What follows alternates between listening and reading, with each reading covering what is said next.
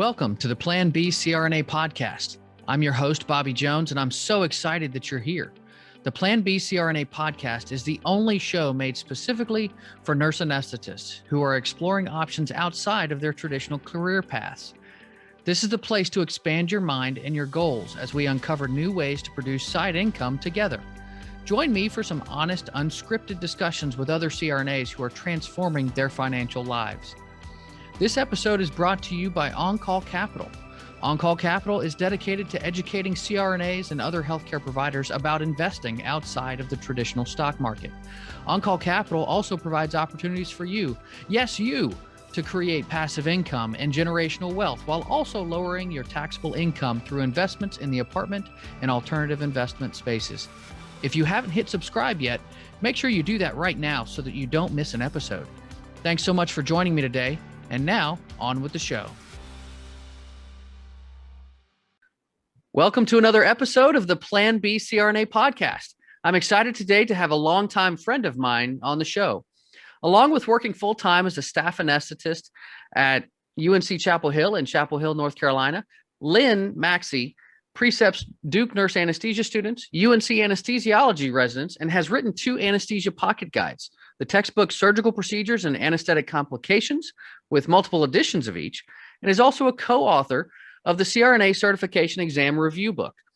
She also has had 4 AANA journal articles published, has been a speaker at regional, state, and national and international anesthesia meetings, and she also has a comedy routine, The Ecstasy and Agony of Being a Nurse Anesthetist, that she performed in Las Vegas at the AANA National Meetings Foundation fundraiser. You can find that on YouTube. Lynn is the textbook definition of an entrepreneur. She puts herself out there and isn't afraid to try new things that are outside of her comfort zone. I couldn't be more pleased to have her on the podcast. So without further ado, Lynn, welcome to the show. Thank you, Bobby. It's good to be here. Thanks for inviting me. Absolutely. It's great to have you here. It's one of those things we had to do a little arm twisted here, maybe to get you on here. But man, I'm so excited to have you on. I think you've got a lot of value to provide to our listeners. So thank you. So what we were going to talk about today is, you had your own education company. You ran a travel CEU company. And so I want to find out, where did you initially come up with the idea for education adventures for CRNAs? I had done a trip to Iceland with my daughter, and it was much easier than I thought it was going to be. This was just a personal thing, but I kind of got it in my head. How cool would it be to offer CEUs, be able to talk with people and get them to come and have a travel group that they could get their education and travel too. So when I came back, I hadn't really done anything about it, but I started to become more and more frustrated with the fact that there were groups out there, even CRNA-owned groups, who only used, if they had CRNA speakers, they only used them in kind of a fluff role.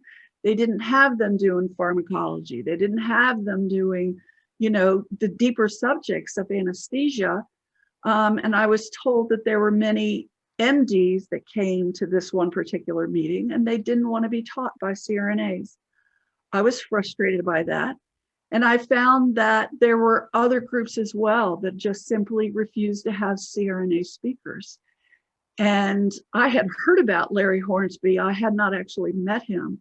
But a doctor friend of mine, an anesthesiologist and an intensivist, had told me about Larry and said he gave a lecture, and I actually forget the title of it right now, but he gave a lecture that was one of the best that Lou Guzzi had ever heard. And I thought, why aren't more CRNAs being utilized? So I wanted to start a company. I came into some money when my parents both died through their estate. And I thought, you know what, now might be my time. And so we used some of the money to front the development of education adventures for CRNAs. And I wanted it to be about the smartest CRNAs. And I hope to use a physician, if they were an intensivist, just because of the things that they could offer. But primarily I wanted to use CRNA speakers. And I also wanted to go to international destinations and make it extra special. If I planned all of that out, I'm sort of like a travel agent, and I would hire the speakers and we could make it a really great trip, and you get your CEUs. So did you have any experience with like actually being a travel agent before this, or did you just, okay, so this was just something that, hey, I really enjoy traveling internationally, and Yes. okay, I want to offer that to other people. So, you mentioned that there were some startup costs involved with this. Obviously, with it being international, I'm assuming that some of those costs were maybe a little bit higher than doing some other types of conferences. I would think so, even though as the company moved along into its second and third year, I became aware that more and more groups that CRNAs got education time and money for, that more and more of them did not want to reimburse for international trips. They would only pay for meetings in the country. So I wanted to find the best places in the country. I found a beautiful place in Telluride, Colorado, and even looked at some golf communities over on the east side of Georgia and North Carolina. And they were very expensive as well, but they were, they're the best. I don't want to go to a Hampton Inn, and no offense, or a Holiday Inn. If I'm going to travel, I'm going to travel. Yeah, no, and I get that. And there's certainly, it's nice to have that option to kind of have a boutique type of conference. Yes. If you will. So I've heard from other speakers that talk about getting conferences started, and they say that you should expect to be in the red for the first couple of in-person conferences. How did that actually play out for you? The first conference we had was at a 5-star resort in Costa Rica. It was the most extraordinary place I'd really ever seen. We went down and did a site visit, and it was incredible. But we only had 17 attendees that came for that first one, just as we're trying to get the word out. So obviously we lost money with that. The second meeting was to Turks and Caicos. And with that meeting, we actually made a little bit of money, but that was because of the deals that Sandals Resorts gave to us. That was the only reason why. I found out quickly. So our third meeting was in Banff, Canada. So the expense of flights and the expense of paying people for speaking every hour, for food, travel expenses, those kinds of things, we again lost money on it. But it was closer to a little bit of even. By the time we got to our fourth meeting, and I was so busy during the year, and I kept trying to find different places that I could go to and reach some kind of agreement with the hotels, and I just ran out of time. And so we picked to go back to Turks and Caicos, the Sandals Resort, the fourth time. And I believe there were 13 people that came to that, but we had just been there the year before. So I understood. And we were getting ready to have a wonderful meeting in Telluride the following September, which would have been September 2020. And COVID hit. And more people were telling me that they wouldn't allow international travel. And then when you think of trying to have any meeting for the next foreseeable future, I don't know that meetings, kind of like cruising on a big ship, are ever going to come back the way that they were. And we were already having trouble keeping, the company going financially. And so we just made the call to end it. And I cried and cried and cried. I loved it though. We met so many amazing people. The speakers that came, some of them I didn't know, and I actually got to meet Larry Hornsby. He came to our Turks and Caicos meeting, and he was amazing. And other CRNA speakers, and they were fantastic. But the people that were in our course, they all seemed to love it. And we had such a good time, and I got to go on some amazing trips. Did you end up kind of doubling up on some speakers to try and mitigate some of those travel costs? Like having a speaker come and speak a couple of times during the conference and things like that I could did help try out? different things. I did. Yeah. There were some people that approached me and said, I'd like to speak for you. And I said, I can pay you to speak, but I can't pay for your travel expenses or anything like that. That was one way I tried to do it. I also spoke at my meetings just so that I didn't have to hire a fourth lecturer to come in, because I had 3 lecturers, but then there were 20 hours that I needed to fill. And so I tried to do it that way. Okay. So, and you, I believe you said it was 4 conferences that you ended up holding, Yes, right? sir. Or Yes. okay. And you had a 5th one planned. It just didn't work out. With the reimbursement changing for education, like for instance, in my career, I never had education reimbursement as an Oh, option for me, with the group that I worked with. And I'm finding that that's more common, out there. and I'm So, sure it's going to get even worse with mhm. all of the fallout from COVID. Yeah, similarly to how people had their AA&A coverage paid for, their membership paid for. Well, now that's been taken Yes. away in a lot of places. Yes. So, same thing with the education money. So, where do you see things going? It was obvious that you were starting to make a move to some in-state things. But where do you see some of that stuff going? I honestly don't know. I think a lot of the smaller companies, the husbands and wives, the individuals, I don't know that they're going to be able to do it. I wish them well. I hope they can. But I don't know if it's ever going to come back. Mm-hmm. Mm-hmm. The big group, the one big group, I think that they've got the money and the resources, and they can keep that going throughout all of this. But I don't know about the smaller, personally owned, family owned education groups for CRNAs. Okay. So let's go back to the beginning a little bit, Okay. of this. So what was the toughest part about getting this whole thing rolling? Was it the organization? Was it, trying to market it to people? And how did you do that? Let's get into some of those nuts and bolts of what it looked like. So at the very beginning, it was all hands on deck with trying to figure out where we would go, who had the bigger meeting rooms that we could make that happen, who wanted our group, who would give us discounts if we had so many rooms filled, those kinds of things. But the organization of the paperwork itself became huge, and trying to keep track of all of the attendees, all of the speakers, all of the contracts, all of the hotel contracts. And so I had to come, and I'm so OCD that I'm CDO because it has to be in alphabetical order. So, I've never heard that. That's a good one. oh, you have it? I know.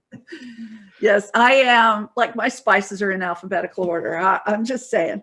And so I had to get very, very, very organized from the get-go. And then that changed over time, and I became even more organized because there were some things that I'd put in one place and forget. But it was about trying to reach out to speakers, find out who was interested in working with us, the contracts, the hotels, the attendees, and the travel.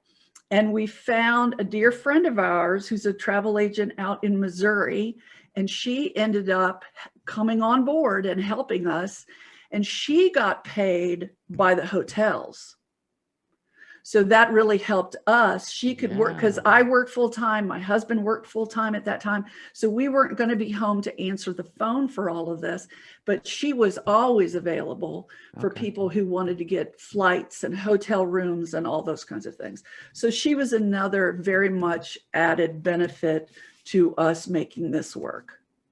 Okay. Well, that's cool. So then how did you market it to CRNAs? Did you get a listserv, or did you, do something Facebook announcements or what? Facebook. Yeah, just mainly Facebook. Okay. Twitter. We're really it. We had our own Facebook page. We had our own corporate page. We tried to send it out to people, friends and colleagues that I had worked with. And then we went from there. Once we had our first meeting and people were so happy with it that they started to post things online. They just said lovely things. I found the company for my meetings from now on, those kinds of things. Mm-hmm. And it was just lovely. But they helped get the word out to their friends. And there were several people that came to several meetings because they had such a good time. And we always went to the best place, the most beautiful place. But we also had amazing speakers, and you learned a lot. We went from everything from anatomy, physiology, pathophysiology, pharmacology, money and retirement, all kinds of different subjects that would appeal to a wide range of attendees.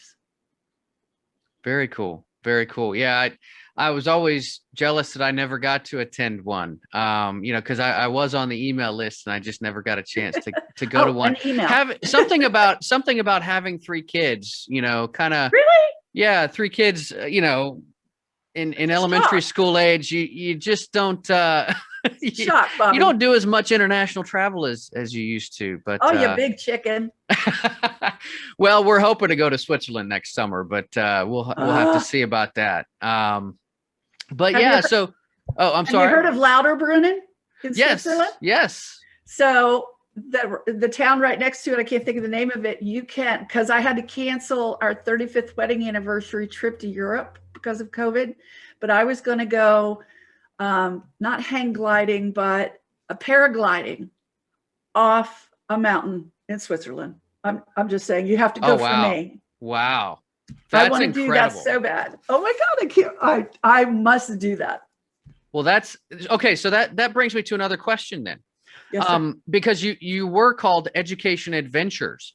Yes. Did you include some adventure things like paragliding off of the side of a mountain or things like that in some of the offerings for what you did? It wasn't included in the price because even in Costa Rica, we went horseback riding. We rappelled down waterfalls. We did the thing where you hold on, you go across a meadow.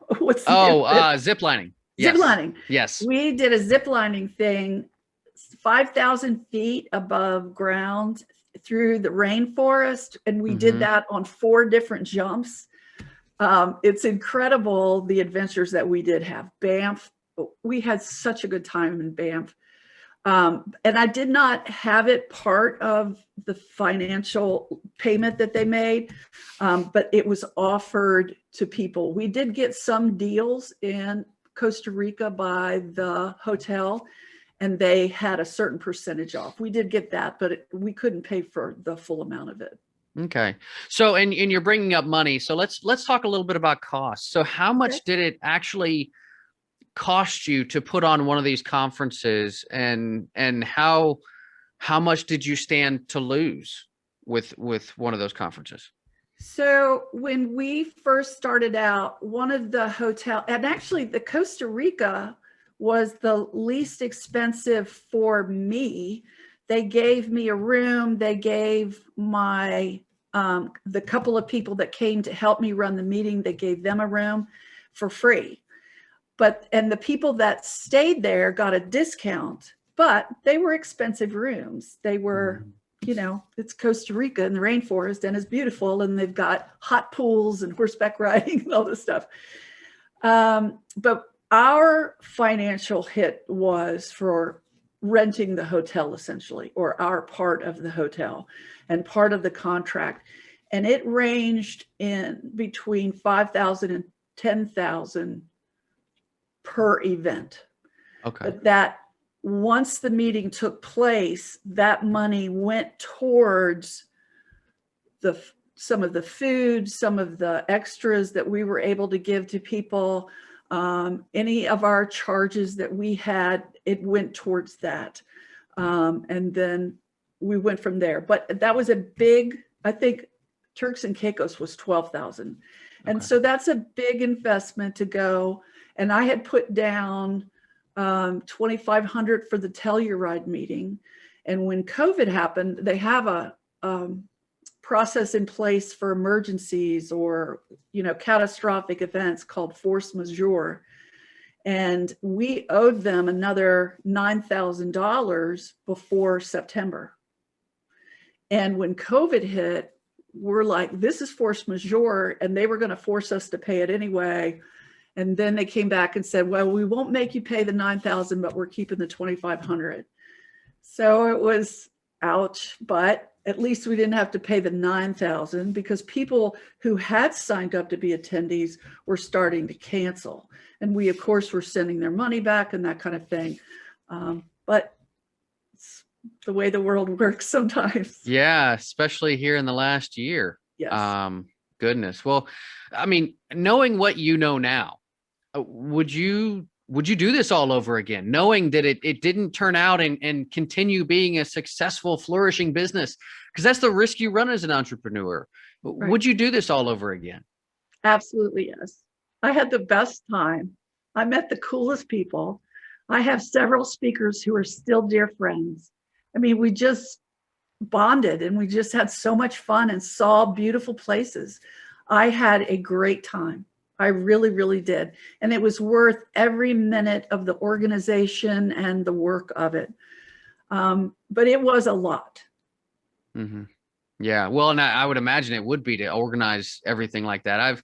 I mean, back in college, I helped organize a little bit of a conference, and then I was the District 2 director for the NCANA. So, and all I had to really do was organize speakers, and that was a job in and of itself. So I can't imagine going through the process of actually becoming an expert in these contracts and, with hotels and trying to figure out the best places to go and, how to vet these places. That had to be a huge learning curve, but, huge. But I did learn at the NCANA state level. I had done a meeting for North Carolina and loved it. I loved organizing it, and we just had such a good time with that. And so that gave me a little confidence to move into education adventures. Very cool. Well, do you have some parting advice, things that you would do differently for people who are thinking about this type of a venture? I don't know that I would go into this if it was now. I'm glad that we did it, and I would have kept going within the United States for one meeting, and then the next meeting be out of the country, and then let people decide as it went. I'm not sure that these days are going to allow that kind of meeting anymore. But if you do it, it may be fun to just do something local. If you live in Florida and you want to do it on the coast, people may be willing to fly down there and have some time in Sarasota, Florida, or a cool place, Washington, D.C. or Boston or someplace. I'm very glad that I did it. Like I said, I met incredible people. I'm just not sure that I would do it now. Yeah. So I guess making sure you know what your audience is actually willing to do, what right. Your customers are actually willing to take the plunge on. That's and that's a big part of any business, I think. Right. So will you get customers? Yeah. I had lots of people who wanted to speak for me. Lots and lots of people wanted to speak for me. I don't doubt that at all. I had people contacting me constantly, and I'm like, look, I appreciate that, but I need attendees. Help me get attendees, Yeah. Help me spread the word. That's interesting. So, well, I tell you, Lynn, this has been great. And I really appreciate your time today that you've spent with us. And any last things on your mind that you'd like to share with us? I'm open to it, or letting people know how to get a hold of you. The first thing I would say is 2020 has been the longest 10 years of my life. And I know that that's true for so many people, and we all just need to hang in there and hold on. I do think things are going to be better. And I'm hoping soon. Stop wearing this mask everywhere I go.